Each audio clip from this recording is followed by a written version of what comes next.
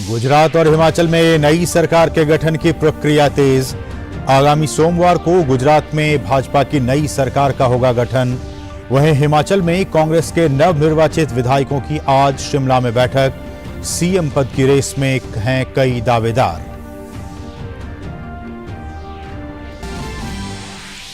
राज्यसभा में आज निजी विधेयकों का दिन। समान नागरिक संहिता, लोक प्रतिनिधित्व विधेयक, संसद की कार्यक्षमता जैसे करीब 43 विधेयक चर्चा के लिए सूचीबद्ध। वहीं वित्त मंत्री लोकसभा में सप्लीमेंट्री डिमांड्स फॉर ग्रांट्स पर देंगी वक्तव्य।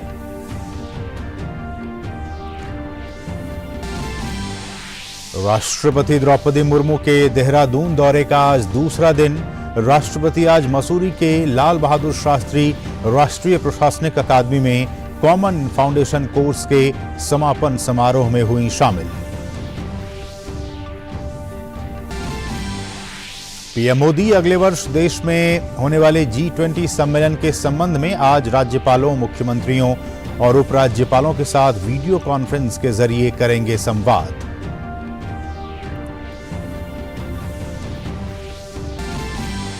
चक्रवाती तूफान मेंडोस का चेन्नई सहित तमिलनाडु, आंध्र प्रदेश के तटीय इलाकों में असर। मौसम विभाग ने जारी किया रेड अलर्ट। एहतियातन एनडीआरएफ की टीमें तैनात।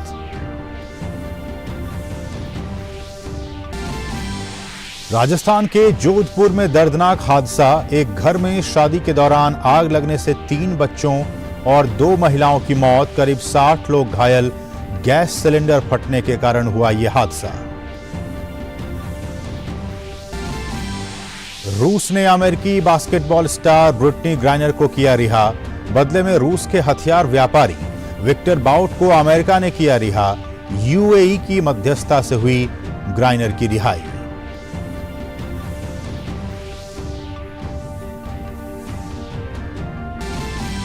और फीफा वर्ल्ड कप के क्वार्टर फाइनल में आज क्रोएशिया का मुकाबला ब्राजील से, तो दूसरे क्वार्टर फाइनल में नीदरलैंड्स और अर्जेंटीना की टीमें होंगी आमने सामने।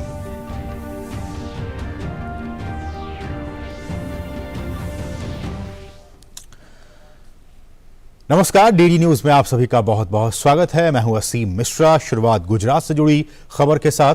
गुजरात में ऐतिहासिक जीत के बाद भारतीय जनता पार्टी ने नई सरकार के गठन की प्रक्रिया तेज कर दी है। आगामी सोमवार को राज्य में भाजपा की नई सरकार का गठन होगा। राज्य में भाजपा ने साल 2002 में 127 सीटें जीतकर बड़ी जीत हासिल की थी, लेकिन इस बार पिछले सारे रिकॉर्ड ध्वस्त हो गए। इस बार भाजपा ने राज्य में 155 से ज्यादा सीटें जीतकर एक ऐसा मकाम हासिल कर लिया है जिसे छूना किसी दूसरी पार्टी के लिए आसान नहीं होगा।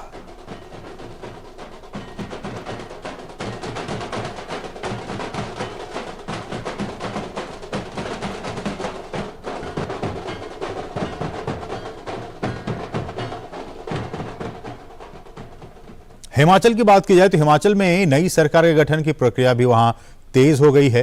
कांग्रेस के नवनिर्वाचित विधायकों की आज शिमला में बैठक होगी।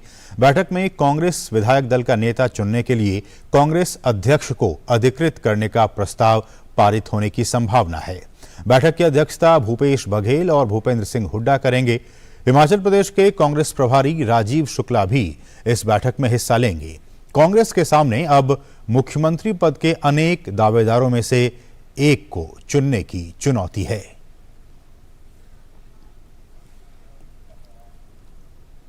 खबर संसद से है। राज्यसभा में आज प्रश्नकाल और शून्यकाल के अलावा निजी विधेयकों का दिन है, जिसमें समान नागरिक संहिता, लोक प्रतिनिधित्व विधेयक, संसद की कार्यक्षमता विधेयक जैसे करीब 43 विधेयक सूचीबद्ध हैं। वहीं लोकसभा में वित्त मंत्री द्वारा सप्लीमेंट्री डिमांड्स फॉर ग्रांट्स पर वक्तव्य। तमिलनाडु, कर्नाटक, छत्तीसगढ़ और हिमाचल प्रदेश की सूची में अनुसूचित जनजाति से संबंधित संविधान संशोधन विधेयक, anti maritime piracy bill, multi state cooperative society bill और भारत में खेलों को बढ़ावा देने के लिए सरकार द्वारा किए गए प्रयासों पर नियम 193 के तहत जारी चर्चा सूचीबद्ध है। इसके अलावा लोकसभा में भी कई निजी विधेयक विधायी कार्यों में शामिल हैं।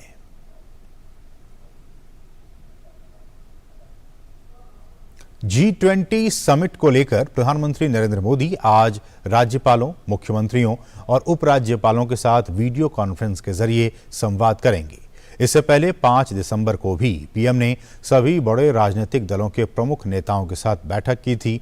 G20 दुनिया की 20 प्रमुख विकसित और विकासशील अर्थव्यवस्थाओं का एक अंतर सरकारी संगठन है।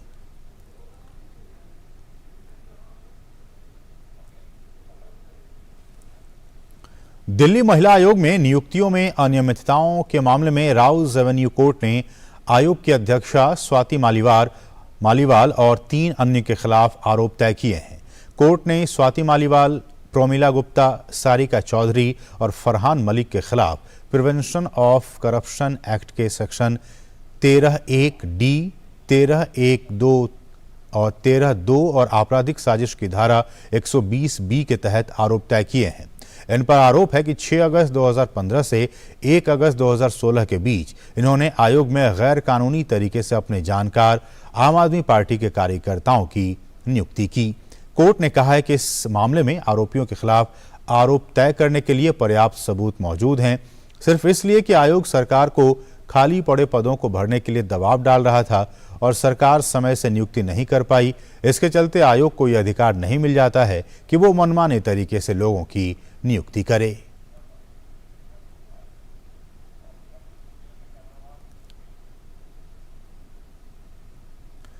राष्ट्रीय जांच एजेंसी ने इंटरपोल अधिकारियों के साथ मिलकर पंजाब में तरन तारन बम विस्फोट के मास्टरमाइंड विक्रमजीत सिंह को ऑस्ट्रिया से गिरफ्तार कर लिया है।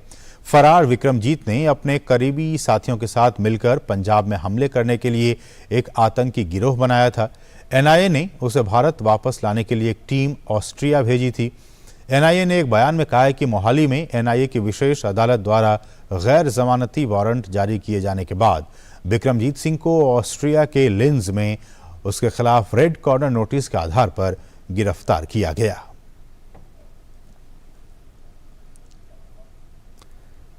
राजस्थान के जोधपुर में एक गंभीर हादसा हुआ है।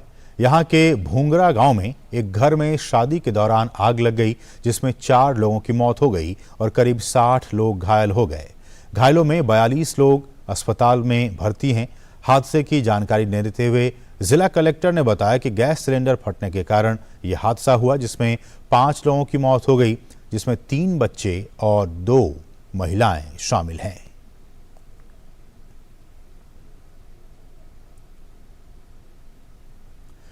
चक्रवाती तूफान मेंडोस का असर अब दिखने लगा है। इसके कारण चेन्नई में तेज हवाएं चल रही हैं और समुद्र में ऊंची ऊंची लहरें उठ रही हैं।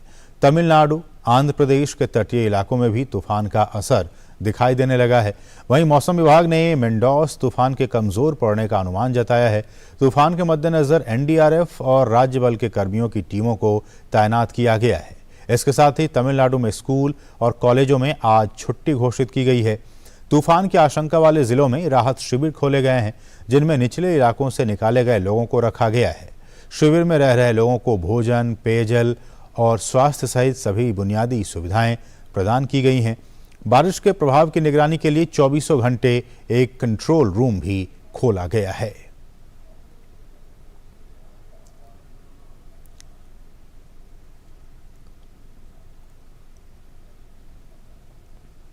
और चक्रवात के कारण आंध्र प्रदेश के तिरुपति में भी भारी बारिश शुरू हो चुकी है।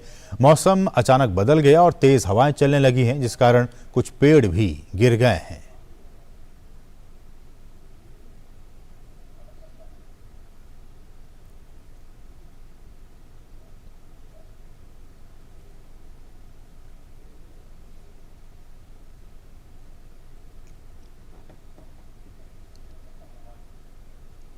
केंद्रीय मंत्री भूपेंद्र यादव ने कहा है कि केंद्र में पीएम मोदी की सरकार आने के बाद से देश में गरीब कल्याण के लिए लगातार काम हो रहा है। उन्होंने कहा कि जनधन योजना से गरीबों का वित्तीय समावेशन किया गया है। प्रधानमंत्री नरेंद्र मोदी जी 2014 में जब से उन्होंने केंद्र में शासन की बागडोर को संभाला, केंद्र सरकार की गरीब कल्याणकारी नीतियां इस देश में प्रमुखता से आगे बढ़ी। सबसे पहले जब जनधन खाते को खोला गया था तो कांग्रेस के लोग ये प्रश्न किया करते थे कि इससे क्या होगा। आज कोविड की महामारी के बाद जनधन खाते से उन्होंने देश के आर्थिक व्यवस्था को जोड़ करके एक इकोनॉमिक इंक्लूजन समाज के गरीब वर्ग का किया है। और भूपेंद्र यादव ने कल राज्यसभा में पारित हुए वन्य जीवन संरक्षण संशोधन विधेयक के बारे में भी बातचीत की। उन्होंने कहा कि ऐसे संशोधन साफ दर्शाते हैं कि सरकार देश में मौजूद हर व्यक्ति के हित के लिए काम कर रही है। वाइल्ड लाइफ एक्ट में इस सरकार ने उन कम्युनिटी राइट्स को भी देने का काम किया है जिनको पुनर्स्थापन किया जाता है, लेकिन जब तक उनका पुनर्स्थापन पूरा नहीं होता तब तक उनके कम्युनिटी राइट्स जो है वो बरकरार रहेंगे। इस प्रकार के संशोधन ये दर्शाते हैं कि सरकार जो अंतिम व्यक्ति को विकास की दौड़ में न केवल शामिल करना चाहती है बल्कि शामिल करने के साथ साथ उसके हितों की भी चिंता करती है। काशी तमिल संगमम में खेल की शुरुआत की गई है। ये मैत्रीपूर्ण खेल प्रतियोगिता होगी और इसमें महिला पुरुष खिलाड़ी तो भाग लेंगे ही, इसमें हॉकी के साथ साथ कबड्डी, वॉलीबॉल और बास्केटबॉल जैसे गेम्स भी शामिल हैं। काशी हिंदू विश्वविद्यालय का एम्फी थिएटर मुख्य केंद्र है काशी तमिल संगमम का। अभी तक कला, साहित्य, नृत्य, संगीत, ये सब जो विविध विधाएं हैं ये देखने को मिल रही थी काशी हिंदू विश्वविद्यालय के एम्फी थिएटर में, काशी तमिल संगमम में। लेकिन एक और विधा जोड़ी गई है खेल कूद की, और खेल कूद में यूपी और तमिलनाडु के जो खिलाड़ी हैं वो खेल में हिस्सा ले रहे हैं। हमारे साथ चमू कृष्ण शास्त्री जी हैं, संयोजक हैं काशी तमिल संगमम के। ये विधा आप लोगों ने ले आया, क्या सोचकर? बहुत अच्छा प्रश्न है। कला, संस्कृति, भाषा, साहित्य इत्यादि के साथ साथ शिक्षा में ये खेल कूद ये बहुत महत्वपूर्ण स्थान लेता है। और काशी तमिल संगमम में तमिलनाडु का और उत्तर प्रदेश का दो संगमम होना, इसमें ये भी खेल भी अत्यंत अनिवार्य है, तब भी ये पूर्ण होगा, इसके बिना ये अपूर्ण रहेगा। अभी ये दोनों राज्यों के अच्छे खिलाड़ी जो नेशनल इंटरनेशनल प्लेयर्स हैं, ऐसे खिलाड़ियों का यहाँ फ्रेंडली मैच होगा। ये केवल रिलीजियस प्रोग्राम नहीं है काशी तमिल संगमम, बहुत लोगों का ऐसा लगता है कल्चरल प्रोग्राम है, रिलीजियस प्रोग्राम है, ये नहीं, ये एजुकेशनल प्रोग्राम है और खेल कूद इसका महत्वपूर्ण अंग है। शैक्षिक कार्यक्रम है, इसलिए खेल कूद इसका एक महत्वपूर्ण अंग है। और काशी, उत्तर प्रदेश और तमिलनाडु के खिलाड़ी इसमें भाग लेंगे लगातार 5 दिनों तक। हमारे साथ एग्जीक्यूटिव डायरेक्टर हैं संजय सारस्वत जी साई के। आप लोगों का क्या उद्देश्य है काशी तमिल संगमम में इस तरह के फ्रेंडली मैच कराने का? देखिए, एक तो ये बहुत नोबल आइडिया है। दो प्रदेशों, दो संस्कृति के बीच में खेलों का बहुत महत्वपूर्ण योगदान है। तो ये जो दो संस्कृतियां हैं, दो संस्कृतियों के बीच में जो सौहार्दपूर्ण वातावरण में मैच हो रहा है, तो न केवल इनको एक अच्छे टीम का खेलने का, जब जैसे देख रहे हैं कि तमिलनाडु की एक टीम आई हुई है और यूपी की एक टीम आई हुई है, अभी इससे पहले भी महिलाओं का मैच हुआ है, तो एक तो उनको अच्छा खेलने को मिल रहा है और बहुत सारे लोगों को एक दूसरे को समझने का मौका मिल रहा है। इस प्रतियोगिता का आयोजक साई है। साई के जो अधिकारी हैं, पदाधिकारी हैं, उनका कहना हम लोगों ने सुना ही। उत्तर प्रदेश की टीम के कप्तान हैं हम लोगों के साथ, और तमिलनाडु के साथ फ्रेंडली मैच होने जा रहा है काशी तमिल संगमम में। जी। आप लोग को क्या लगता है, क्या फ़ायदा होगा खिलाड़ियों को? सर, इससे जो भी गेम रह जाते हैं अन्य गेमों के अलावा, कुछ गेम हाईलाइट है इंडिया में, कुछ नहीं है, उनसे अगर ऐसे फ्रेंडली मैच होते रहेंगे हर जगह पे, तो छोटे छोटे खेलों को बढ़ावा मिलेगा। सबसे बड़ा फायदा जो इस प्रतियोगिता का होने वाला है, उसमें इसी तरह के खेल हैं, वॉलीबॉल है, बास्केटबॉल है, टेबल टेनिस है और हॉकी है, कबड्डी है। इस तरह के जो हमारे लोकल खेल हैं, जिनको वो दर्जा मिलना चाहिए जो क्रिकेट को मिला है, नहीं मिल पाया है इन खेल को, उसकी कोशिश है काशी तमिल संगमम के माध्यम से। Camera person doctor Manoj Kumar Sahni के साथ doctor हिकेश Bahadur Singh Gautam, DD news, Varanasi. और काशी तमिल संगमम का असर अब पूरे BHU पर दिखाई देने रहा है। जहां एक तरफ खेलों की शुरुआत हो गई है, तो वहीं दूसरी तरफ छात्राएं आत्मरक्षा के गुर भी सीख रही हैं। और इस वक्त राष्ट्रपति द्रौपदी मुर्मू, जो कि राष्ट्रपति हैं, वो देहरादून में हैं और LB जो लाल बहादुर शास्त्री प्रशासनिक अकादमी है, उसमें एक कार्यक्रम को वो संबोधित कर रही हैं। प्रशासन एकेडमी के निर्देशक श्री श्रीनिवास आर कटिकिथाला जी, एकेडमी के विशेष निर्देशक श्रीमती राधिका रस्तगी जी, एकेडमी के संकाय सदस्य एवं 97th फाउंडेशन कोर्स के प्रशिक्षु अधिकारीगण, सभी को मेरी प्यार भरा नमस्कार। भारत की सिविल सेवाओं के शीर्ष प्रशासन प्रशिक्षण संस्थान लाल बहादुर शास्त्री राष्ट्रीय प्रशासन एकेडमी में आप सभी युवा अधिकारियों से मिलना और आपको संबोधित करना मेरे लिए एक सुखद अनुभव है। एकेडमी में अपना प्रशिक्षण सफलतापूर्वक पूरा करने के लिए आप सभी प्रशिक्षु अधिकारियों को बधाई और शुभकामनाएं।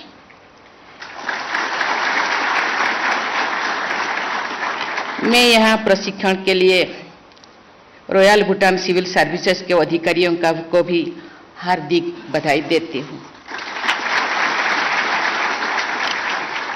लाल बहादुर शास्त्री राष्ट्रीय प्रशासन एकेडमी के सभी वर्तमान और पूर्व अधिकारियों की भी मैं प्रशंसा करती हूँ, जिन्होंने बड़े ही लगन और मेहनत से हमारे देश के चुने हुए ब्रिलियंट माइंड्स को एवल सिविल सर्वेंट के रूप में ढाला है।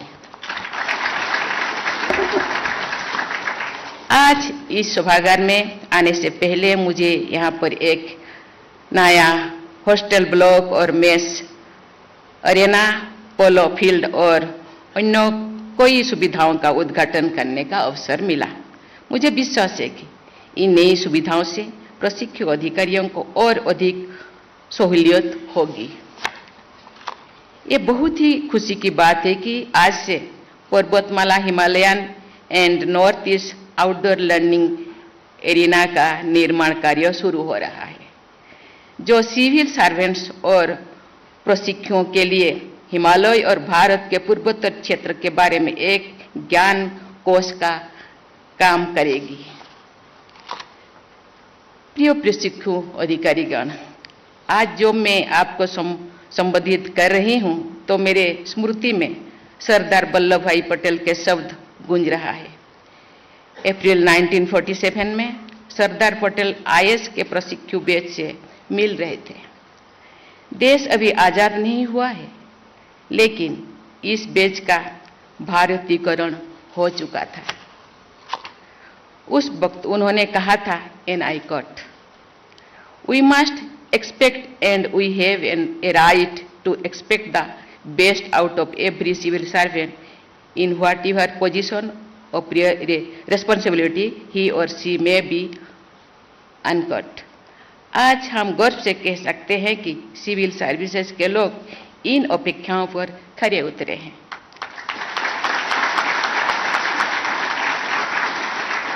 आप लोग मेधावी भी हैं और मेहनती भी। आप सब किसी भी आकर्षण को करियर में जा सकते थे, पर अपने सिविल सर्विसेज के माध्यम से देश सेवा का आप लोग मार्ग चुना। आप देश के भिन्न भिन्न प्रांतों से आए हैं। आज आपसे मिलकर मुझे भारत की विविधता में एकता का प्रत्यक्ष अनुभव हो रहा है। आपके फाउंडेशन कोर्स का मूल मंत्र है, मैं नहीं हम। मुझे पूरा विश्वास है कि आप सामूहिक भावना से देश को आगे बढ़ाने की जिम्मेदारी निभाएंगे।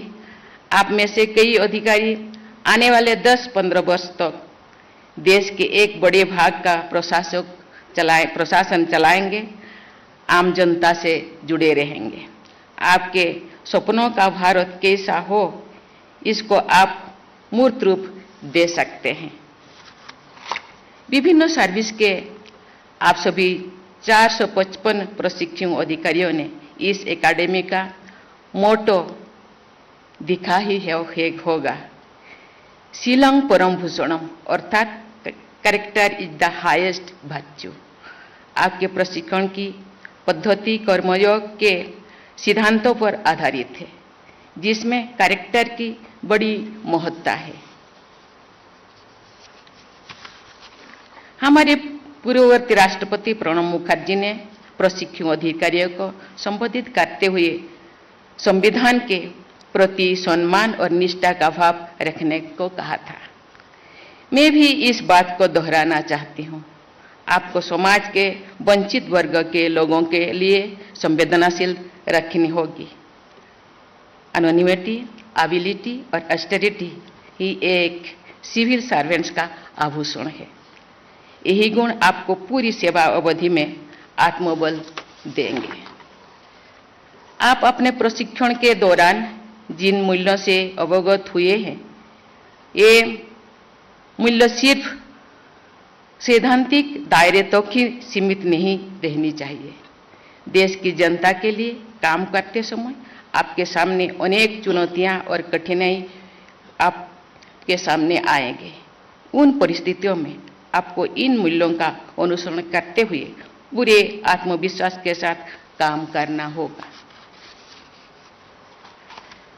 भारत को उन्नति और विकास के पथ पर अग्रसर करना, देशवासियों के उत्थान का मार्ग प्रशस्त करना आप सबकी संवैधानिक जिम्मेदारी भी है और नैतिक अंतरदायित्व भी है।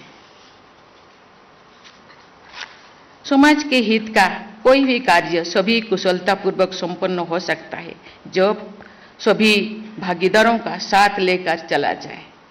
समाज के सभी वर्गों और समुदायों की भागीदारी से किया गया कार्य प्रत्येक दृष्टिकोण से उत्कृष्ट होता है।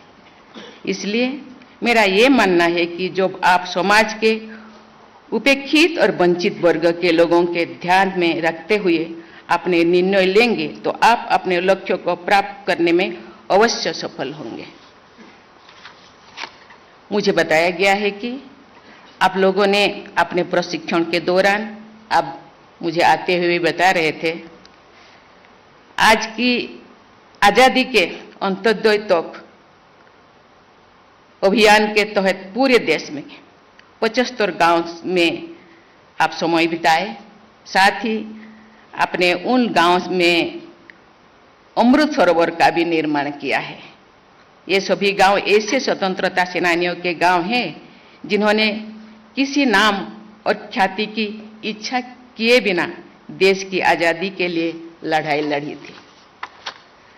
आपको उन महान आत्माओं से प्रेरणा लेते हुए एक आम आदमी बनकर देश की सेवा करनी है। अपने गांव में प्रवास के दौरान सरकारी योजनाओं के क्रियान्वयन की प्रक्रिया को नजदीक से देखा।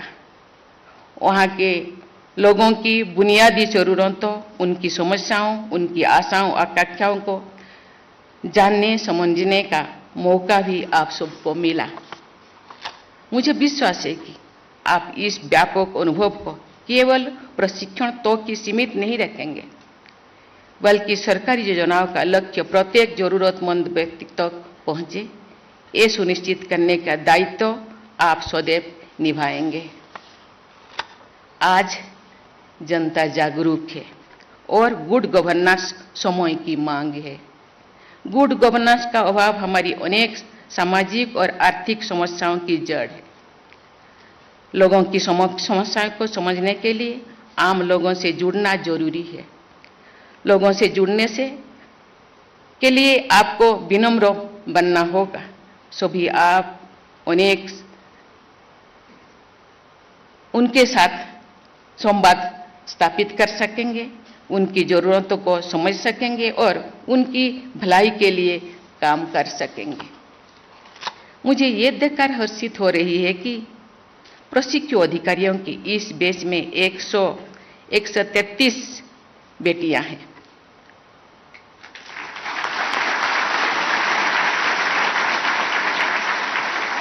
हमारे देश के सर्वांगीण विकास के लिए महिलाओं और पुरुषों दोनों का योगदान महत्वपूर्ण है। इसलिए मैं आप सबसे, विशेषकर बेटियों से अपील करूंगी कि आप अपनी सेवा के दौरान जहां भी रहें, लड़कियों को आगे बढ़ने के लिए प्रोत्साहित करते रहें।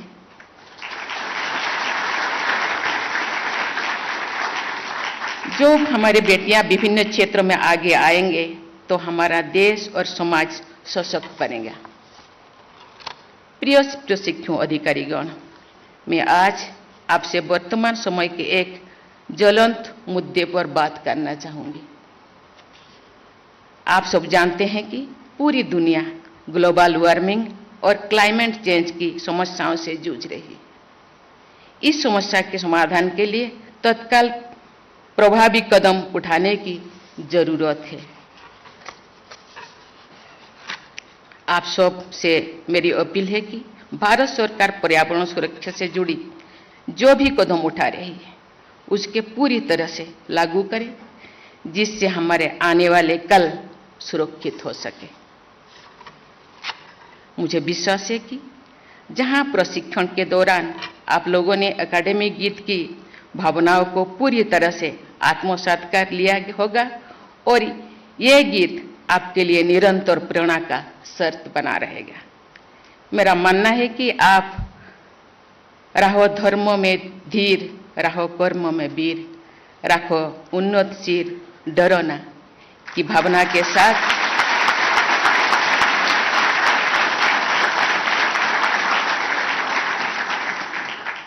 के साथ मौसूरी बालों कर्मयोगी के रूप में देश को प्रगति के पथ पर आगे ले जाने के लिए पूरी तरह से तैयार और समर्थ है। आपकी इस यात्रा में मेरी शुभकामनाएं आप सभी के साथ है। प्रिय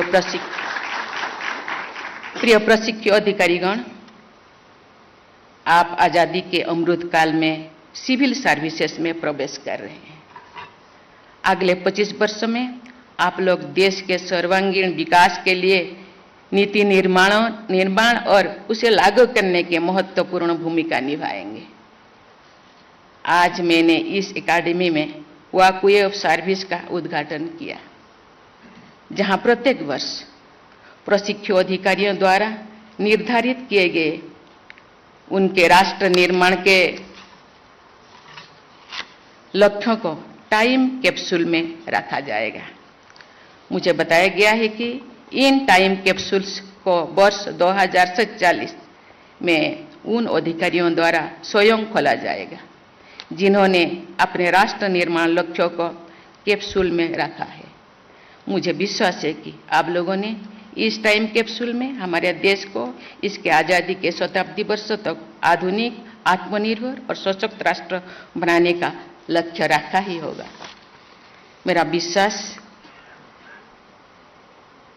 और मेरी आपसे अपील है कि आप स्वयं निर्धारित किए गए अपने लक्ष्यों को सदा याद रखें और उनको पूरा करने में निष्ठापूर्वक जुड़े रहें।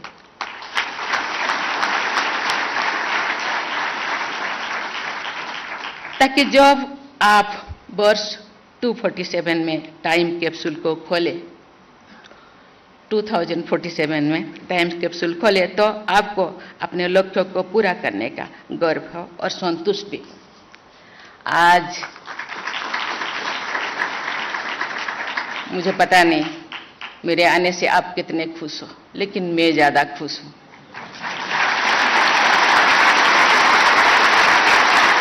क्योंकि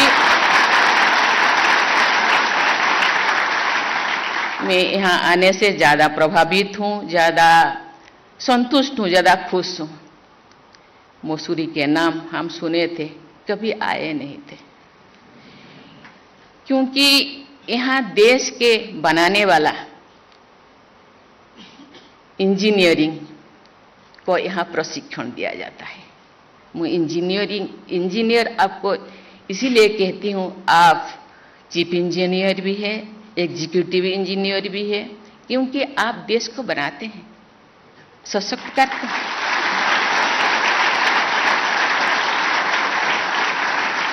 मैं खुश हूँ कि आप गांव-गांव गए, गांव के लोगों की खूबियाँ, उनके कमियाँ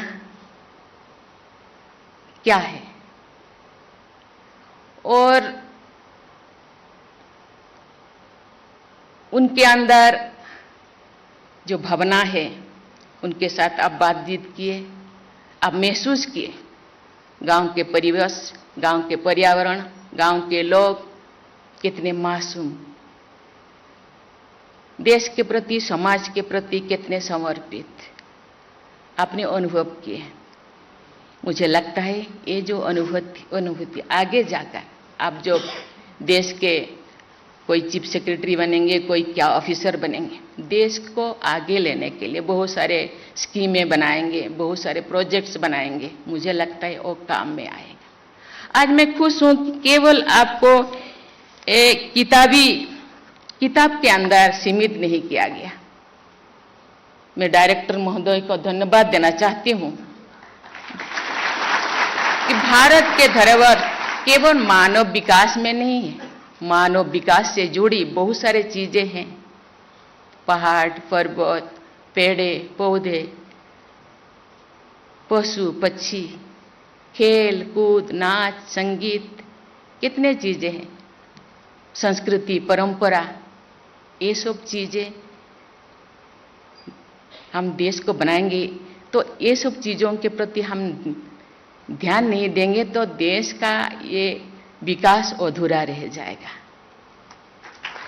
इसीलिए इसके प्रति ध्यान देने के लिए स्वास्थ्य, क्योंकि आप ही स्वस्थ नहीं होंगे तो देश को कैसे स्वस्थ बनाएंगे। इसीलिए आपको फिटनेस का, योग का भी प्रशिक्षण दिया गया है। आपको जो बहुत सारे मंत्र सिखा गया है उसी को मुझे लगता है जीवन का ये मूल मंत्र बनाएंगे और अपने जीवन में, अपने कार्य क्षेत्रों में उसका आपका ध्येय होगा। मुझे लगता है इसी तरह के प्रशिक्षण दिया जाएगा तो देश का भविष्य, जो भारत के प्रधानमंत्री जो सपने देखते हैं 2047 में ये एक महान देश, महान राष्ट्र, ये सबसे ऊपर राष्ट्र, सबसे बड़ा राष्ट्र बने, मुझे लगता है जरूर बने। इसी के साथ ही आप लोगों को बहुत बहुत धन्यवाद देना चाहती हूँ। धन्यवाद। जय हिंद, जय भारत। धन्यवाद माननीय। तो अभी आप ये सीधी तस्वीर देख रहे थे मसूरी से, जहां राष्ट्रपति द्रौपदी मुर्मू लाल बहादुर शास्त्री राष्ट्रीय प्रशासनिक अकादमी में कॉमन फाउंडेशन कोर्स के समापन समारोह को संबोधित कर रही थी। बढ़ेंगे दूसरी अहम खबरों की तरफ। काशी तमिल संगमम का असर पूरे बीएचयू पर दिखाई दे रहा है। जहां एक तरफ खेलों की शुरुआत हुई है, वहीं दूसरी तरफ छात्राएं आत्मरक्षा के गुर भी सीख रही हैं।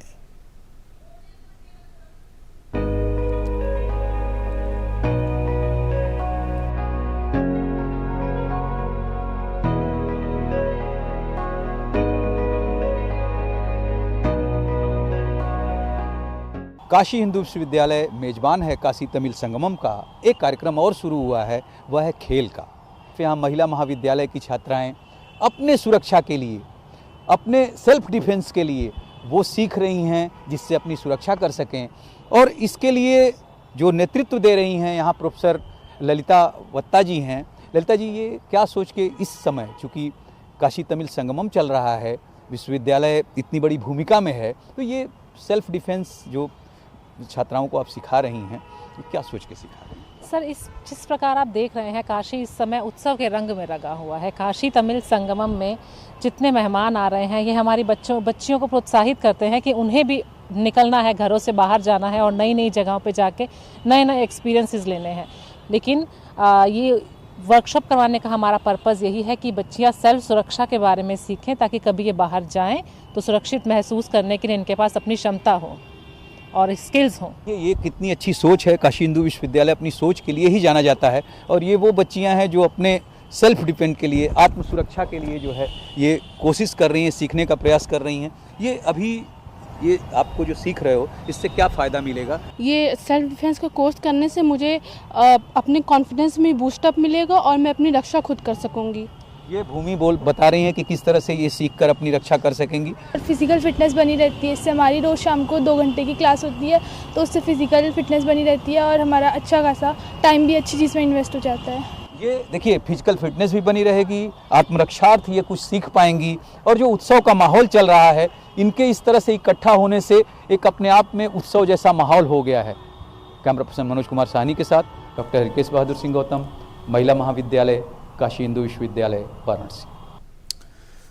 केंद्र सरकार की राष्ट्रीय ग्रामीण आजीविका मिशन आकांक्षी जिला कोरबा में ग्रामीण परिवेश की महिलाओं को आत्मनिर्भर बनाने में अहम भूमिका निभा रहा है। कोरबा के ग्राम बरपाली में कल तक जो महिलाएं घर की चौखट और खेती के काम तक ही सीमित थीं, आज वो आधुनिक मशीनें चलाकर न केवल चप्पल बना रही हैं, बल्कि ये महिलाएं आत्मनिर्भर भारत के सपने को भी साकार कर दूसरी महिलाओं के लिए उदाहरण पेश कर रही हैं। देखिए हमारी ये खास रिपोर्ट।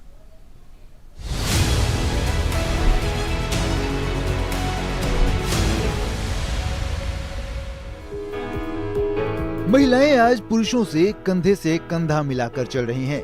जी हां, आत्मविश्वास से भरी ये महिलाएं आदिवासी बहुल्य आकांक्षी जिला कोरबा की हैं। वनांचल क्षेत्र करतला विकास खंड के बरपाली और कोरकोमा गांव की ये महिलाएं एक समय घर और खेती के कामकाज तक ही सीमित थीं। लेकिन इन महिलाओं की किस्मत केंद्र सरकार के राष्ट्रीय ग्रामीण आजीविका मिशन ने बदल दी है। जिला प्रशासन की मदद से ग्रामीण क्षेत्र की इन महिलाओं को स्वरोजगार से जोड़ने के लिए चप्पल बनाने का प्रशिक्षण दिया गया। इसके बाद महिलाओं में आत्मविश्वास आने पर उन्होंने जिला प्रशासन और खुद के जमा किए हुए पैसों से चप्पल बनाने की मशीन और कच्चा सामान खरीदा। बिहान समूह की 10 महिलाओं ने पहले इस काम को शुरू किया था। इसके बाद महिलाओं को आत्मनिर्भर बनता देख अब गांव की दूसरी महिलाएं भी चप्पल बनाने के काम में जुड़कर हर महीने 12 से 15 हजार रुपए कमा रही हैं। हम लोग यहाँ क्लस्टर में हम लोग हर ग्राम संगठन से 100 रुपया यहाँ बचत करते हैं और एमसीपी राशि जो मिला है उससे हम लोग एक दूसरे को ऋण देके उसी में से हम लोग जो इनकम हुआ है उसमें से हम लोग स्लीपर चप्पल का मशीन लिए हैं। यहाँ पर सब कई प्रकार का मशीन है सर, और चप्पल बना के हम लोग उसमें से इनकम प्राप्त कर रहे हैं।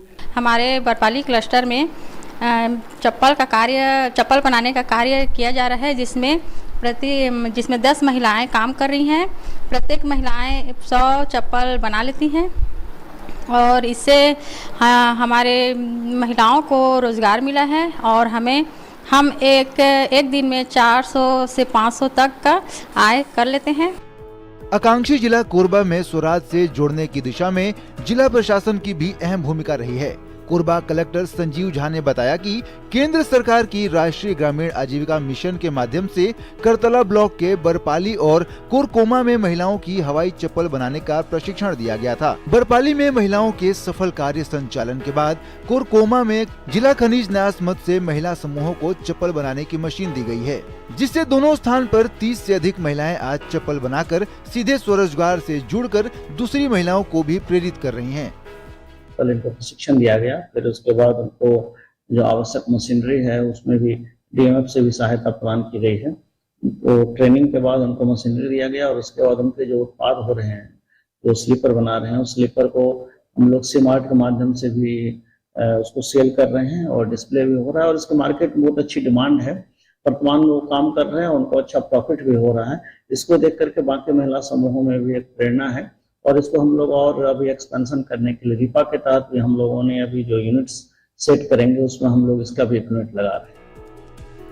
गौरतलब है कि केंद्र सरकार की महत्वाकांक्षी राष्ट्रीय ग्रामीण आजीविका मिशन ग्रामीण क्षेत्र की महिलाओं को आत्मनिर्भर बनाने में वरदान साबित हो रहा है। आकांक्षी जिला कोरबा में केंद्र सरकार की इस योजना और जिला प्रशासन के सार्थक प्रयास से ग्रामीण परिवेश की महिलाएं अब घरों से बाहर निकलकर न केवल आत्मनिर्भर भारत के सपने को साकार कर रही हैं, बल्कि दूसरी महिलाओं के लिए उदाहरण भी पेश कर रही हैं। कोरबा से विजय कुमार की रिपोर्ट, डीडी न्यूज।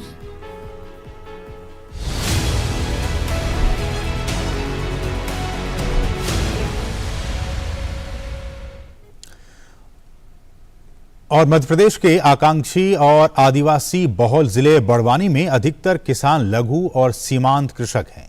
इन किसानों की आय का एकमात्र जरिया खेतीबाड़ी है, जिस पर वे पूरी तरह से निर्भर हैं। आय का अन्य साधन नहीं होने के चलते ये किसान बोनी या सिंचाई के समय अपनी जरूरत के लिए साहूकारों से कर्ज लेकर खेती करने को मजबूर थे। लेकिन प्रधानमंत्री किसान सम्मान निधि योजना के शुरू होने से अब ये किसान कर्ज के झंझट से मुक्त हो गए हैं। पेश है जमीनी हकीकत से जुड़ी ये खास रिपोर्ट।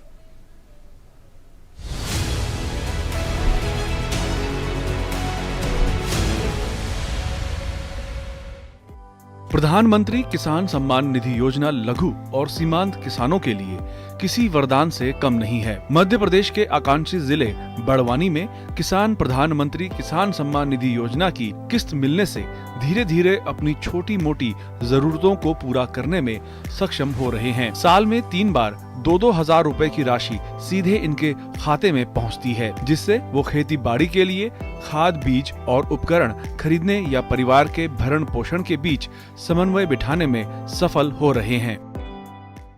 जो प्रधानमंत्री की सम्मान निधि 2000 रुपए मिलते हैं, उनसे मुझे खाद बीज लेने में बहुत बड़ी मदद मिलती है।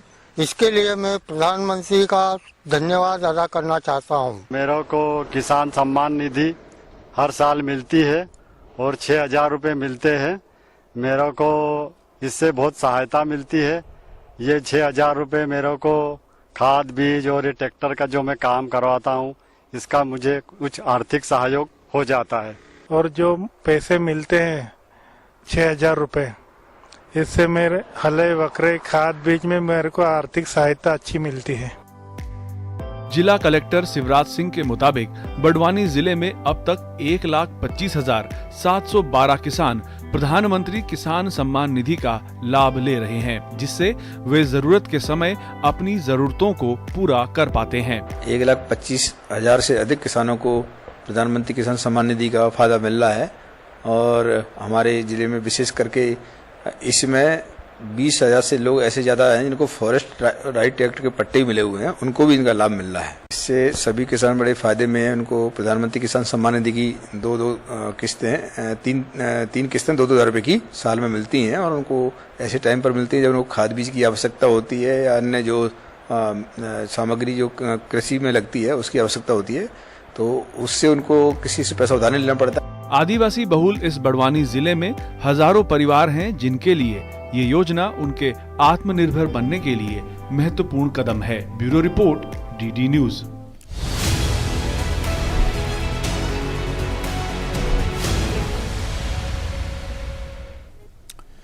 अमेरिका की बास्केटबॉल स्टार ब्रिटनी ग्राइनर को रूस ने रिहा कर दिया है।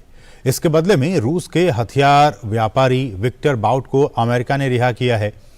अदला बदली की ये कार्यवाही यूएई की राजधानी अबू धाबी में हुई। ब्रिटनी को मॉस्को एयरपोर्ट पर फरवरी महीने में पकड़ लिया गया था और ब्रिटनी ग्राइनर की रिहाई पर अमेरिकी राष्ट्रपति जो बाइडेन ने खुशी जताई है। बाइडेन ने कहा है कि रूस में अनुचित तरीके से हिरासत में लिए जाने के बाद ग्राइनर अब अमेरिका वापस लौट रही हैं। बाइडेन ने इसके लिए संयुक्त अरब अमीरात को आभार व्यक्त किया, जिसकी वजह से ग्राइनर की रिहाई मुमकिन हो पाई है।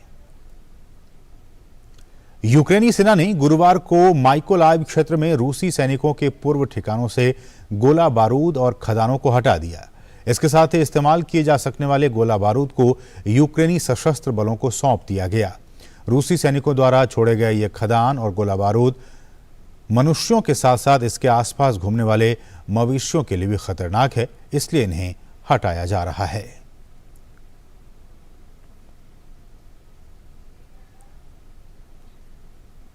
पूर्वी यूक्रेन में रूसी और यूक्रेनी सेना के बीच जारी जंग तेज हो गई है।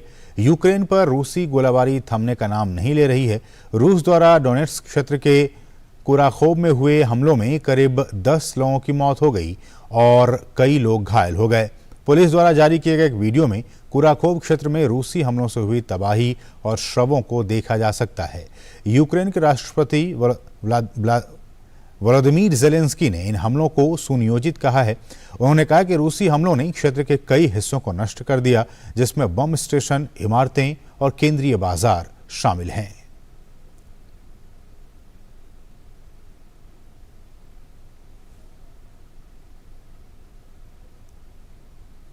भारतीय रिजर्व बैंक ने सार्क देशों के लिए मुद्रा विनिमय सुविधा के तहत मालदीव मौद्रिक प्राधिकरण के साथ मुद्रा अदला बदली के समझौते पर हस्ताक्षर किए हैं। इस समझौते से मालदीव मौद्रिक प्राधिकरण आरबीआई से अधिकतम $200 मिलियन तक की राशि किस्तों में निकाल सकता है। यह समझौता अल्पावधि के लिए विदेशी मुद्रा की आवश्यकताओं को पूरा करने में मददगार होगा। कतर में आयोजित हो रहे फीफा वर्ल्ड कप में आज से क्वार्टर फाइनल मुकाबले शुरू होंगे। पहले क्वार्टर फाइनल मैच में ब्राजील का सामना क्रोएशिया से होगा। यह मैच एजुकेशन सिटी स्टेडियम में खेला जाएगा। क्रोएशिया और ब्राजील दोनों ही इस विश्व कप में अच्छे रंग में दिख रहे हैं। ऐसे में इस मुकाबले के रोमांचक होने की उम्मीद है।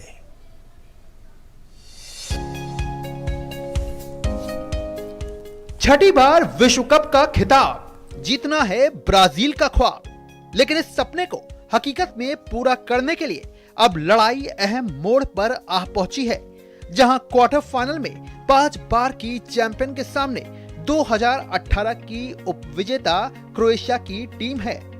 ब्राजील ने ग्रुप दौर में स्विट्जरलैंड और सर्बिया को शिकस्त देकर अंतिम 16 में जगह बनाई और उसके बाद दक्षिण कोरिया को हराकर अंतिम 8 में टीम पहुंची। इस पूरी मुहिम के दौरान इस टीम को सिर्फ कैमरून के हाथों शिकस्त मिली, यानी अब तक इस विश्व कप में ब्राजील की टीम सिर्फ एक मुकाबला हारी है।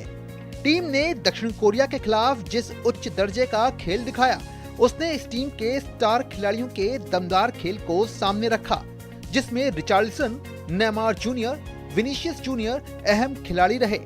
लेकिन इसके साथ ही ब्राजील के लिए कुछ दिक्कत भी है, जिसमें टीम का क्वार्टर फाइनल का रिकॉर्ड है। टीम 4 में से 3 विश्व कप में क्वार्टर फाइनल से बाहर हुई है। हालांकि ब्राजील के लिए राहत की बात हेड टू हेड का रिकॉर्ड है। ब्राजील और क्रोएशिया अब तक 4 बार भिड़े हैं, जिसमें से 3 बार ब्राजील ने जीत दर्ज की है, जबकि सिर्फ एक मुकाबला ड्रॉ रहा है। उधर क्रोएशिया की बात करें तो इस टीम ने एक बार फिर से दमदार प्रदर्शन किया है। टीम को प्री क्वार्टर फाइनल में जापान से कड़ी टक्कर मिली थी, जहां पेनल्टी शूटआउट में जाकर क्रोएशिया के हक में फैसला आया। टीम के पास Luka Modric, Ivan Perisic, Mateo Kovacic जैसे चेहरे हैं, जो मिडफील्ड की सबसे बड़ी ताकत हैं। क्रोएशिया के लिए बड़ी बात यह है कि इस टीम ने पिछले 20 अंतर्राष्ट्रीय मैचों में से सिर्फ 1 में हार का सामना किया है, जबकि 13 मुकाबले जीते हैं, वहीं 6 मुकाबले ड्रॉ रहे हैं। कुल मिलाकर इस मुकाबले में दबाव का खेल दोनों ओर दिखेगा और जीत का दम वही टीम भरेगी जो अपनी ताकत को अपने खेल में सही तरीके से उतार विरोधी पर दबाव बनाने में कामयाब होगी।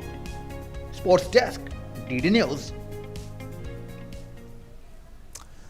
और कतर में चल रहे फीफा वर्ल्ड कप के क्वार्टर फाइनल में अर्जेंटीना का सामना नीदरलैंड्स के साथ होगा। अर्जेंटीना की टीम प्री क्वार्टर फाइनल में ऑस्ट्रेलिया के खिलाफ 2-1 से रोमांचक जीत के बाद क्वार्टर फाइनल में पहुंची है।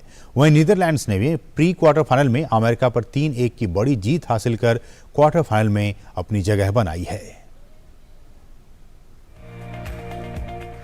फीफा विश्व कप 2022 के क्वार्टर फाइनल में शुक्रवार की रात 2 बार की चैंपियन अर्जेंटीना और नीदरलैंड की टीम आमने सामने होंगी। ये मुकाबला देर रात 12:30 पर लुसैल स्टेडियम में खेला जाएगा। प्री क्वार्टर फाइनल में ऑस्ट्रेलिया के खिलाफ 2-1 से रोमांचक जीत के बाद क्वार्टर फाइनल में पहुंची अर्जेंटीना की टीम खिताब की प्रमुख दावेदारों में से एक है। हालांकि ग्रुप चरण के पहले मुकाबले में ही अर्जेंटीना को सऊदी अरब के हाथों हार का सामना करना पड़ा था।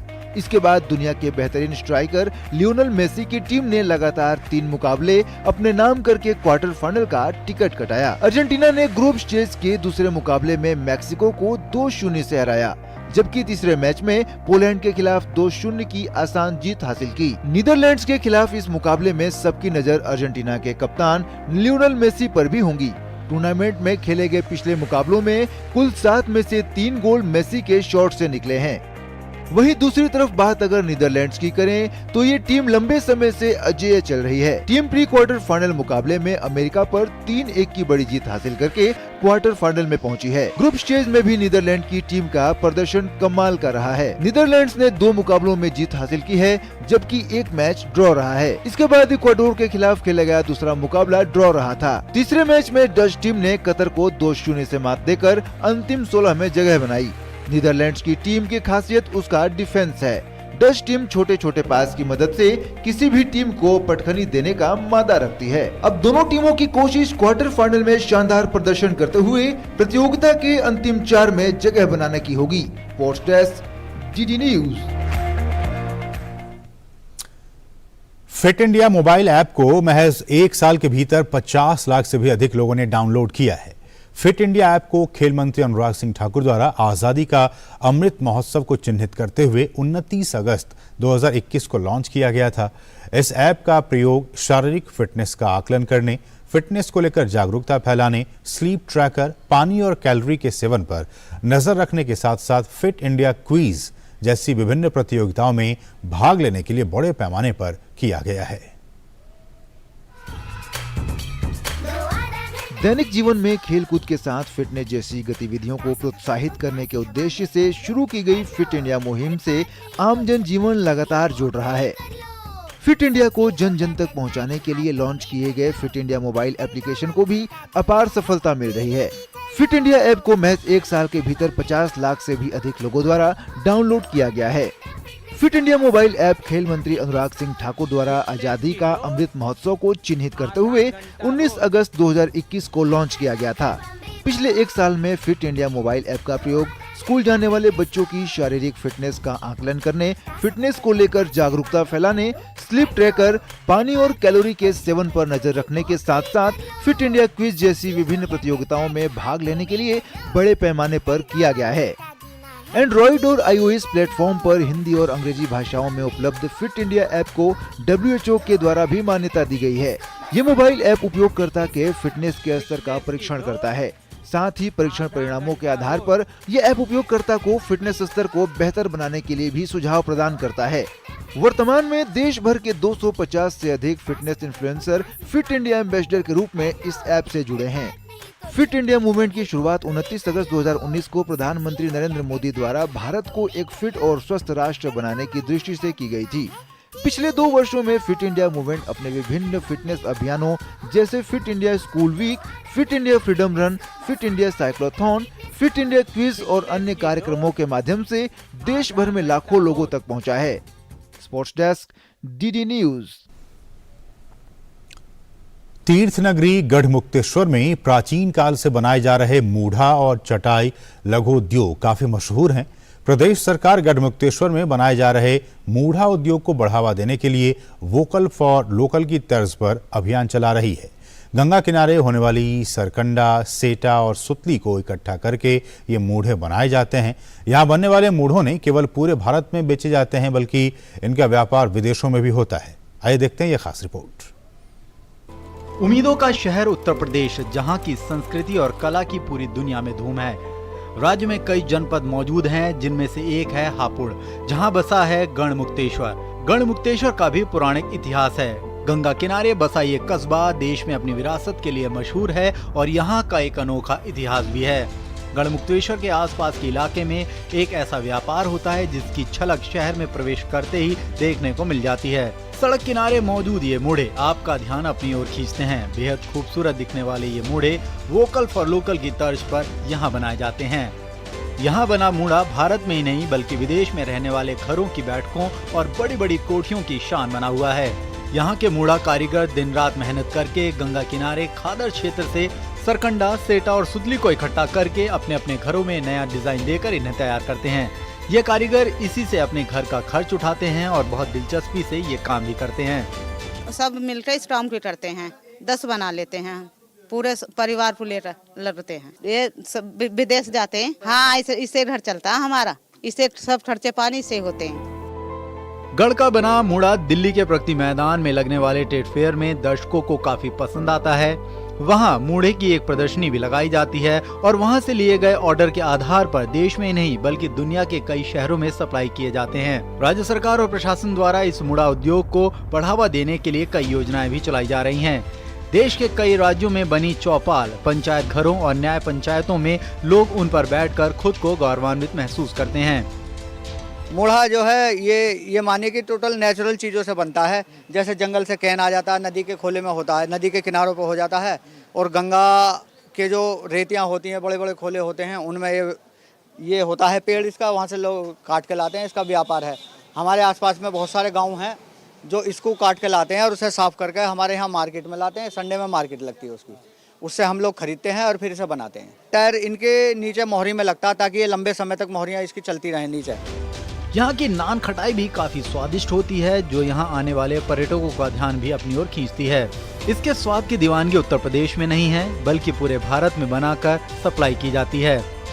ऑल इंडिया में कोई हमारी ऐसी नान खटाई बना नहीं सकता, इतनी हमारी प्रसिद्ध है। और दूर दूर से यहाँ पर लोग स्पेशल आते हैं, बम्बई से, हरियाणा से, दिल्ली, राजस्थान से आते हैं और पहले 1-2 दिन पहले आकर स्पेशल बनवा कर जाते हैं कि हमें 5 किलो चाहिए, 10 किलो चाहिए, हमारी इतनी नान खटाई आप बना देना।